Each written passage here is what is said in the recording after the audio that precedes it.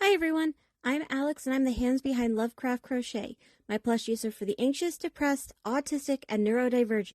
Small enough to travel in a purse, backpack, diaper bag, or even your pocket. You can check out my Facebook page or TikTok to see what patterns are available and stay tuned for the new ones coming out.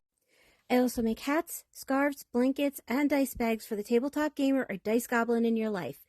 Feel free to order through the page, TikTok DMs, or via email at love.craft.crochet@gmail.com.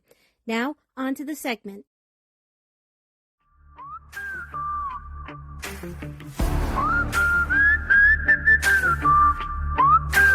Killing 15.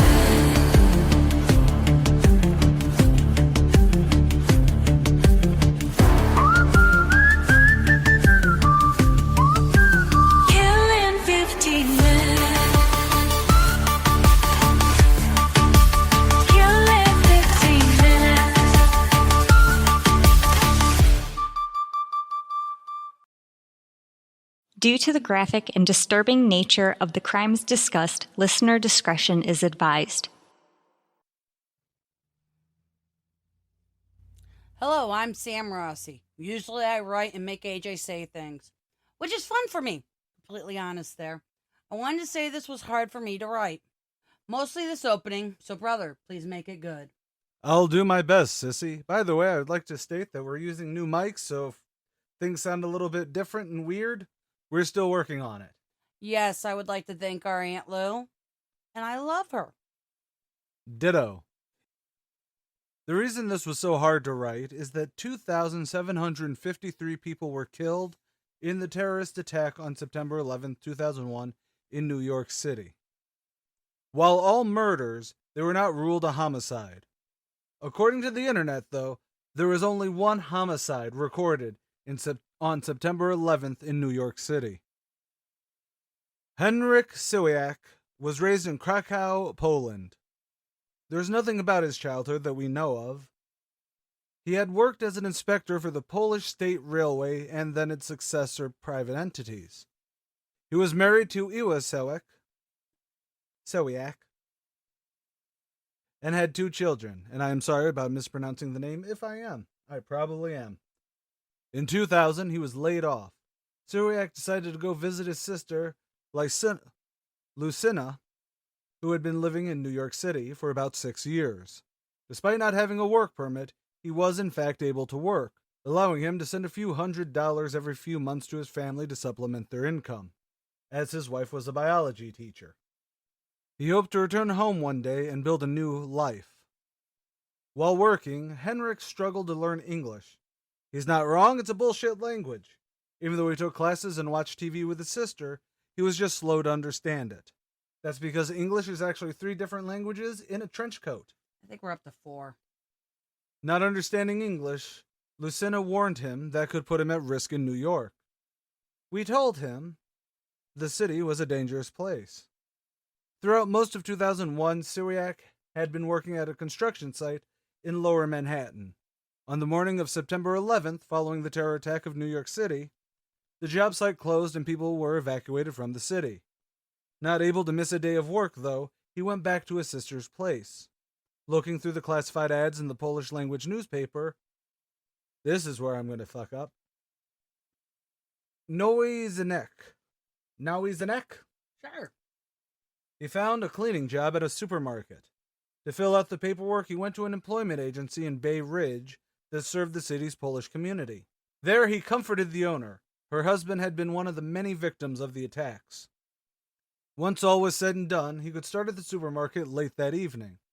He returned to his sister's house. He called his wife. She would later remember saying, "I told him just in case, don't leave tonight, because it can be dangerous in New York." Henryk had never been to the neighborhood that the market was located. The landlady and him mapped out how to get there. However, the landlady had not asked for the new address, which would have changed the course that he would need to take. Since Siwiak did not know the man from the service he was supposed to meet, he told the agency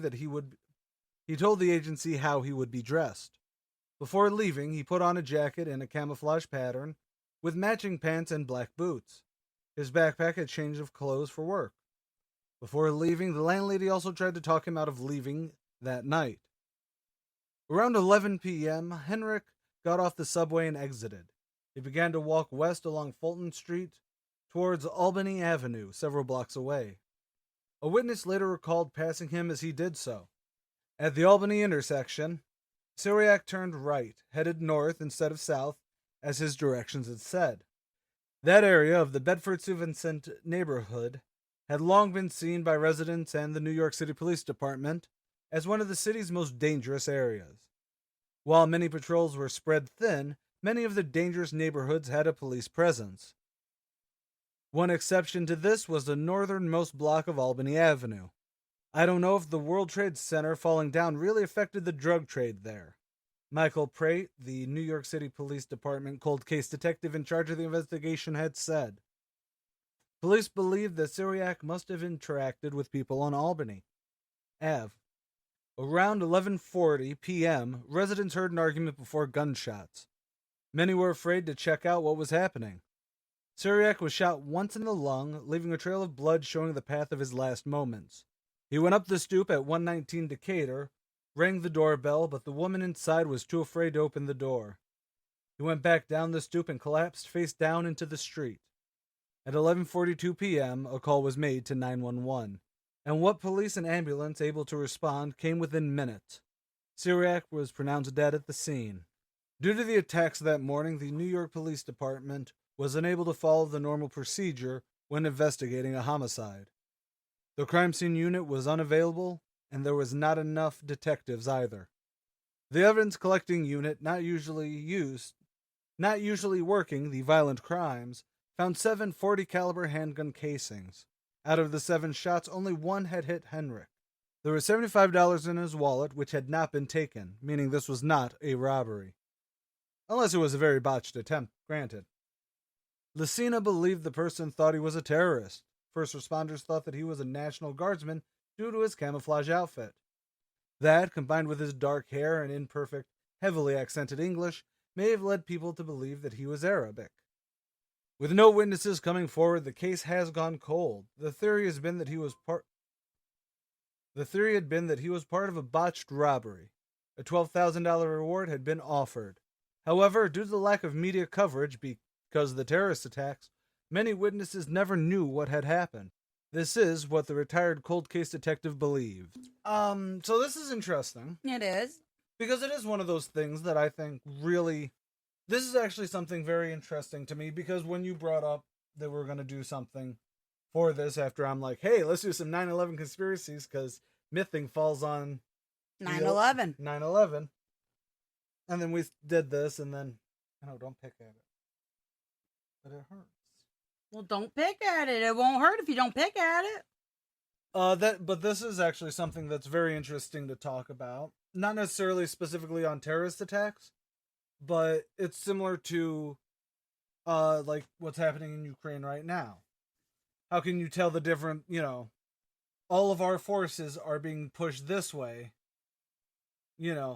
or even in Palestine right now, where it turns into, we have this to deal with.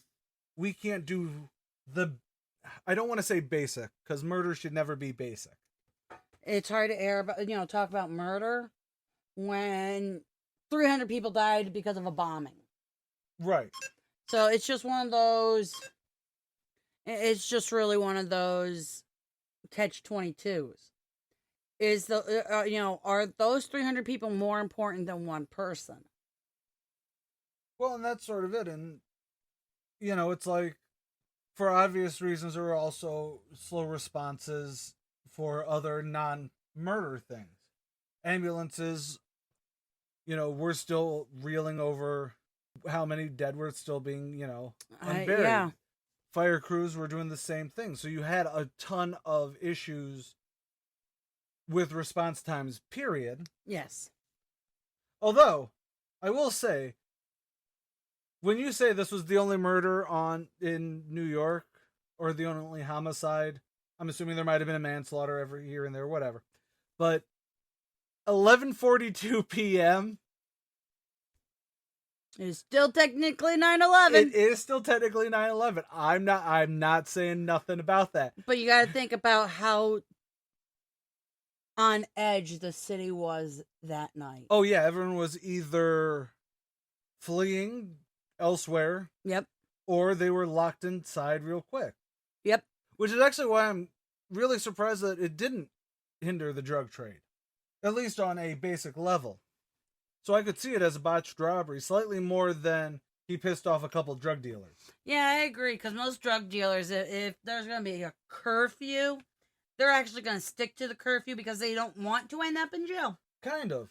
But I also get the fact that if they were already spread thin before, you know what I mean, then you have the after and it's just this whole thing. I agree.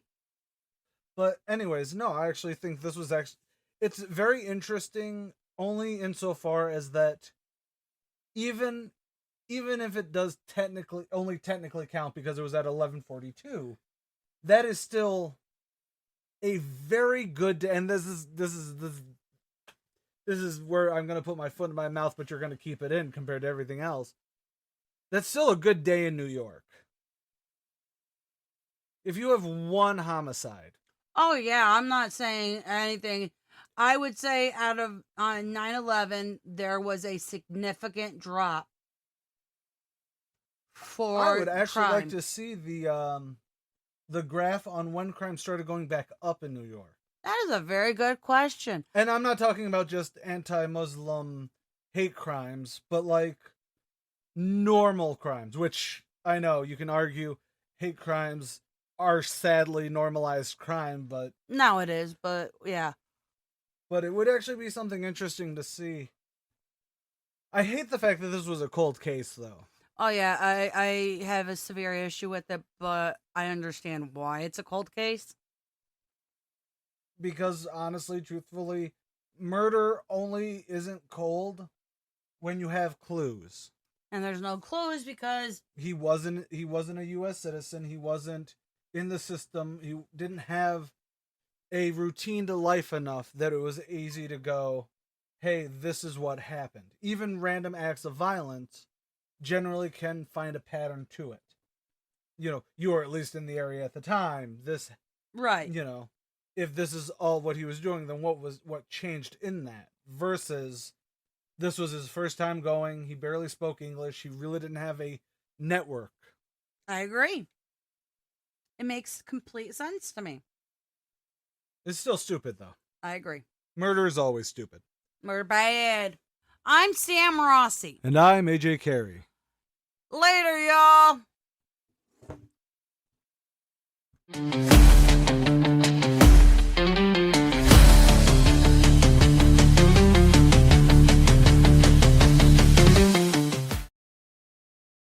Keep on carrying on. CARE. Because Carry On Productions.